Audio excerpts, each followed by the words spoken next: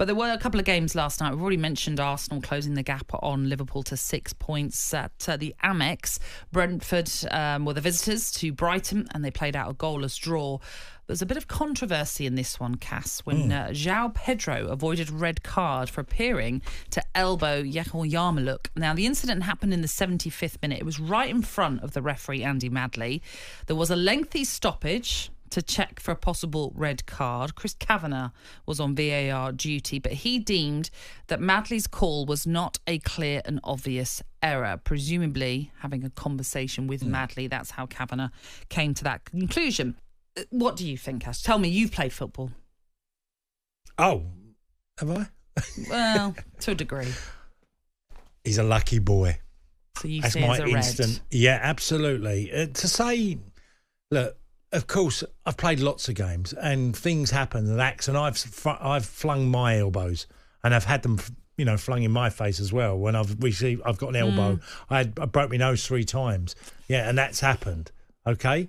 And I've done some damage as well, and sometimes, but he's clearly got away with an elbow that didn't make contact because the intent was there. And I know the laws are going to maybe sort of divert into another direction, but I thought, that's there was enough ferocious sort of elbow action. To, if he can't contact a player, he's going to break his nose. He might do his cheekbone, and that, for me. So it's a red card without making contact. I know, like, there'll be a lot of us saying, a lot of people listening going, but how can you have with no contact? But that type of incident, for me, could have been really bad for the player. It's interesting because obviously when you look on social media, you look at responses of things, and I was looking, especially because a lot of talkSPORT put their own little sort of snippet, not the actual footage, but the photo of the incident. We had lots of different social media accounts put various tweets out about it, and the responses, I would say 99% were all, it's a red card. That is a red card all day long. Even if he didn't make contact, it is a red card. I found it absolutely baffling, and I know he's a friend of the show and friend of the network, Mark Clattenburg, who was used by Amazon Prime. I found it absolutely baffling that he clearly did not know the law, because he said it wasn't a red card because there's no contact. Well, contact is not even in... That's regardless, because actually if you read the law, it says violent conduct is when a player uses or attempts to use excessive force or brutality against an opponent, regardless of whether contact is made. Just in that nutshell, it tells you that João Pedro, that should have been a red card. And I'm not quite sure why Chris Kavanagh has not said to Andy Madley, go and check the monitor. Now, I know you're very strong on red cards in the sense of these too easy to be given, to be penalised, especially penalties as well. But that one, in all intents and purposes, shows you it should have been a red card. Okay, did you see Pedro's face as when they sort of had interaction? He knew that he was probably going. He knew, and his face said it all. I'm getting sent off here. Absolutely, I think it's absolutely baffling that it wasn't a red card, because you know exactly what he's trying to do. And then the crazy thing went afterwards, again with Mark Clattenburg, trying to double down on it, trying to obviously justify the decision. And I know actually Clattenburg can be quite negative against the referees. But he tried to make out, I think the reason it wasn't given was because Pedro was gesturing to Andy Madley. No, that's never a gesture. But how can you make that assumption? No, never a gesture. It's a clear... Look, it gets pulled once and there's a slight movement of his arm, and that's okay. Okay, and the player that's making the challenge is clearly going to get booked because he's trying to take Pedro down. Yeah, okay, all of that, so he's going to get booked. But the second attempt with his elbow is clearly with a lot of intent and excessive force, which is in the law that you're talking about. Yeah. Okay?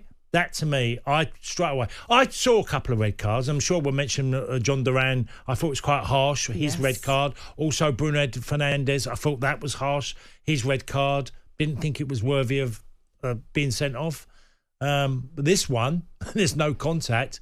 He's just really got away with it because he had no idea where the player was. No. He knows he's behind him, and he's got really frustrated, understandably, that he's getting pulled back. He gets pulled back again, and then suddenly he's gone, have some of this. That's what he's gone. Absolutely. And that's exactly clear as day. What he's trying to do, without a doubt, And we don't have to have played the game to see it, to understand that, clearly frustrated, but he's gone to elbow the player, and it's just in the end been a bit of an elbow in the air rather than anything else.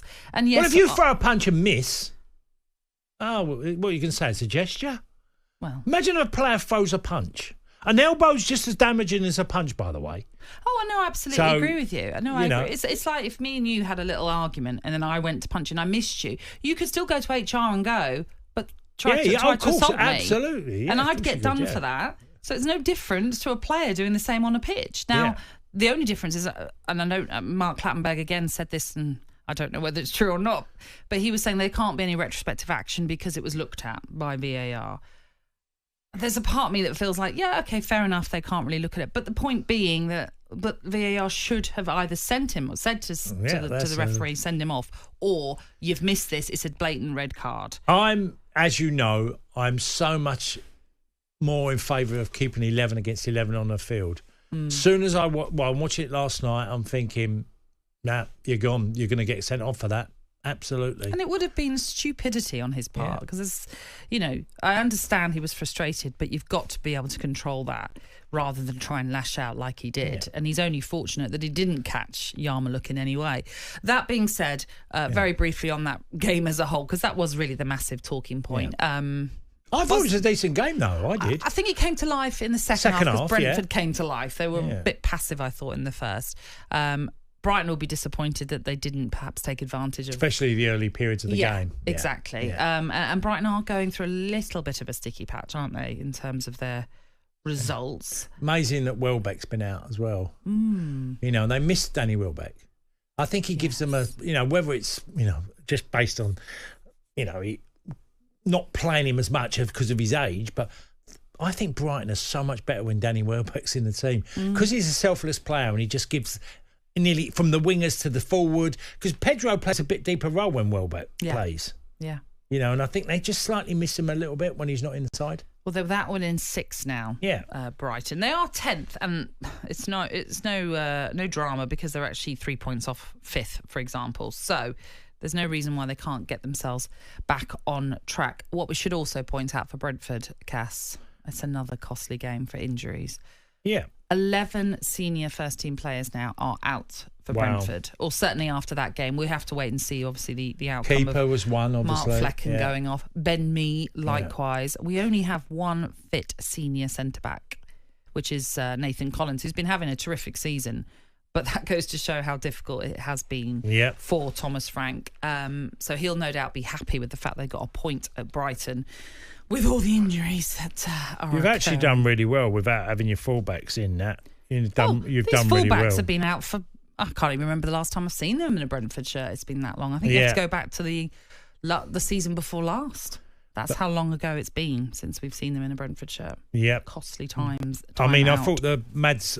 Roslev, I thought didn't he? Played really well at right back. He gets a lot of stick, actually, from Brentford fans for whatever reason. He did well yesterday. Fans. Yeah, I thought so. And I think Keane Lewis-Potter has really adapted to his quick, isn't he? Left wing-back role. Yeah. When he burst forward in the second half yesterday and he just showed a great bit of... What about the Damsgaard when he burst through? Yeah, but he went back through 4 players. Honestly, if he'd... I mean, I know it's an if. If he'd scored that... I think we'd be talking about that goal for years. Yeah. It's terrific, but didn't quite work out. Ran out of steam in the end. But on AM, on DAB, via the talkSPORT app and on your smart speaker.